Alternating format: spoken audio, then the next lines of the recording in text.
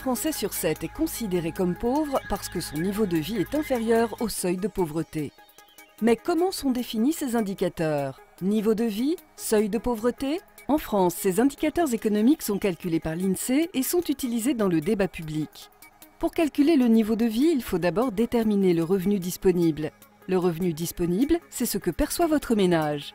Les revenus d'activité, du patrimoine, les pensions de retraite et les indemnités chômage, les prestations sociales, moins ce qu'ils versent, les impôts. Exemple, l'impôt sur le revenu, la CSG, la taxe d'habitation.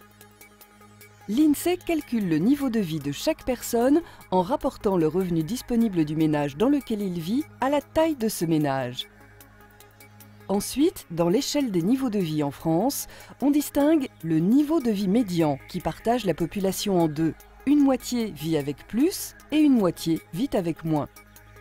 Enfin, le seuil de pauvreté monétaire est en France, comme dans tous les pays de l'Union européenne, fixé à 60% de ce niveau de vie médian.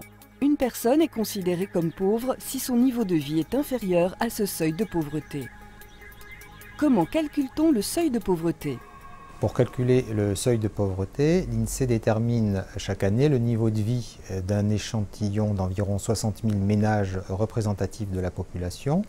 Le calcul se fonde sur les déclarations fiscales et le montant des prestations sociales reçues par ces ménages.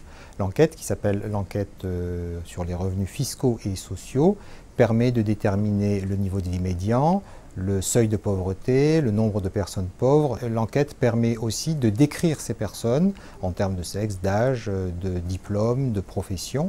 Et on peut suivre ainsi chaque année l'évolution de la pauvreté depuis 1996. On calcule aussi le taux de pauvreté, c'est-à-dire la proportion de personnes pauvres dans la population totale. Ces dernières années, ce taux est de l'ordre de 14%. À quoi sert de mesurer la pauvreté ? Cette mesure monétaire de la pauvreté est bien imparfaite.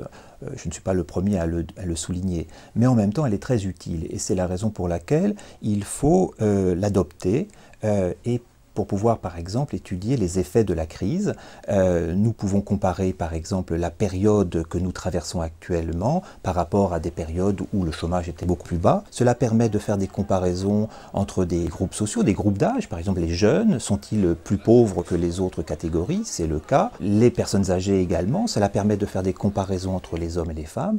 Cela permet enfin de faire des comparaisons internationales, de voir quels sont les pays où la proportion de pauvres est la plus élevée. Et enfin, cette mesure, même si elle est imparfaite, elle permet de conduire des politiques publiques de lutte contre la pauvreté. C'est un étalon qui va permettre justement de se dire oui, il faut faire des efforts en direction de tel ou tel groupe de la population parce qu'on a constaté une dégradation du niveau de vie de ces groupes particuliers. Quelles sont les limites de la mesure de la pauvreté ? Les personnes vivant dans les communautés, maisons de retraite, foyers jeunes travailleurs, prisons, et les personnes sans domicile ne sont pas prises en compte par cette mesure, soit moins de 5% du nombre total de personnes pauvres. Cette mesure est statique. Or, la pauvreté est un phénomène dynamique, c'est-à-dire qu'il correspond à un processus que moi j'appelle le processus de disqualification sociale. Donc il faut comprendre ce processus. Comment devient-on pauvre? La pauvreté, elle est multidimensionnelle. Or là, on ne prend qu'un critère, c'est-à-dire le revenu. On sait bien que la pauvreté, c'est aussi une pauvreté relationnelle, c'est aussi une pauvreté dans le monde du travail, parce qu'on est privé on peut être privé d'un emploi ou exercer une activité professionnelle très précaire. La pauvreté, c'est aussi le problème de santé, ça peut être un problème de logement, c'est un problème qui renvoie finalement au lien social d'une façon plus générale. Pour en savoir plus sur les indicateurs de pauvreté, visitez le site insee.fr.